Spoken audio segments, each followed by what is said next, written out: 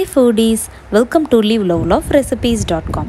இன்றைக்கி நம்ம சேனலில் நம்ம பார்க்க போகிற ரெசிபி என்னென்னு பார்த்தீங்கன்னா 100% ராகி ஃப்ளோரை வச்சு மட்டுமே எப்படி நம்ம சாஃப்டாக சப்பாத்தி செய்யலான்றது தான். இந்த சப்பாத்தி எல்லா ஏஜ் குரூப்ஸ்க்குமே ரொம்ப நல்லது. ஸ்பெசிஃபிக்காக டயபெட்டிக் பேஷண்ட்ஸ்க்கு ரொம்ப நல்லது. வாங்க இது எப்படி செய்யலான்றதை பார்க்கலாம். ஃபர்ஸ்ட் இதுக்கு நம்ம ஒரு சாஸ்பேனில் 1.5 கப் அளவுக்கு தண்ணியை சூடு பண்ணிக்கணும். நான் இந்த குக்கிங்கை ஃபாஸ்டன் பண்ணுறதுக்காக ஏற்கனவே சுட வச்ச தண்ணியை ஆட் பண்ணிக்கிட்டேன். இப்போ 1.5 கப் தண்ணி ஆட் பண்ணதுக்கப்புறமா இதில் இந்த ப்ரிப்ரேஷனுக்கு தேவையான சால்ட்டு ஒரு 5 to 6 ட்ராப்ஸ் அளவுக்கு குக்கிங் ஆயில் ஆட் பண்ணிடணும். இப்போது ராகி ஃப்ளோரை கொஞ்சமாக சலிச்சு வச்சுருந்தேன்.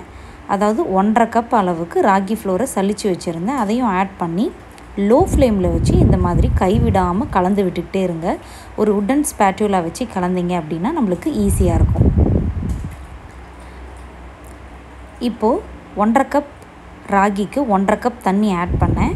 எனக்கு இன்னும் கொஞ்சம் தண்ணி தேவைப்பட்டது. அதனால் நான் 1/2 கப் இன்னும் எக்ஸ்ட்ராவாக தண்ணி ஆட் பண்ணிக்கிட்டேன்.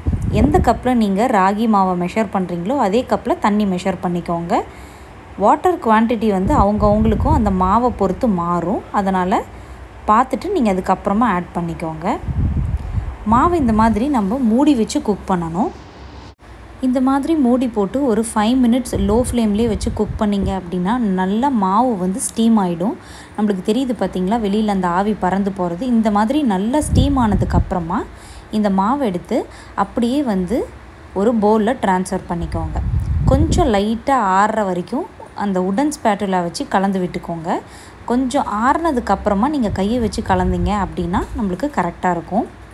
இதை கையை வச்சு நல்லா கலந்து விட்டு இப்போ ஒரு சப்பாத்தி டோ பதத்துக்கு கொண்டு வந்துடணும். கையில் ஒட்டுச்சு அப்படின்னா இந்த மாதிரி கொஞ்சமாக ஆயில் டஸ்ட் பண்ணிக்கிட்டு இந்த மாதிரி நல்லா கலந்து விட்டுருங்க.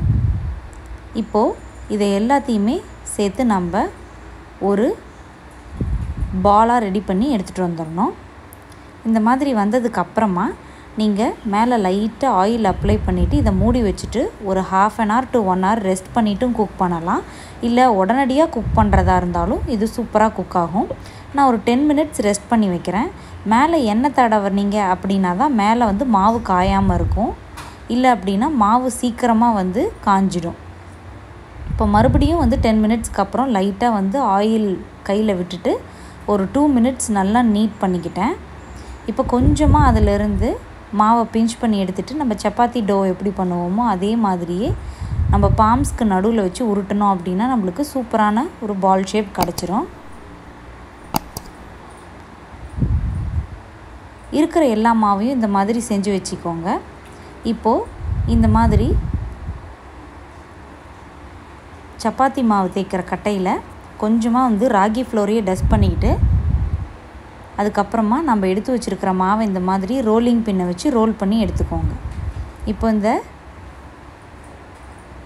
தவாவில் கொஞ்சமாக இந்த மாதிரி ஆயில் அப்ளை பண்ணிவிட்டு இந்த நம்ம தேய்ச்சி வச்சுருந்தோம் இல்லையா ராகி சப்பாத்தி, அதை போட்டு முன்னாடி பின்னாடி திருப்பி விட்டோம் அப்படின்னா நம்மளுக்கு கொஞ்சமாக வெந்து இந்த மாதிரி அது தானாகவே எழும்பி வரும். நம்மளுக்கு பார்த்திங்கன்னா தெரியும். அங்கங்கே ஸ்டீம் போகுது பாருங்கள். இந்த மாதிரி நல்லா ஸ்டீம் போனதுக்கப்புறமா மறுபடியும் கொஞ்சமாக ஆயில் அப்ளை பண்ணிக்கோங்க. சுற்றிலையும் ஆயில் அப்ளை பண்ணதுக்கப்புறமா இன்னும் நம்மளுக்கு நல்லா உப்பி வரும்.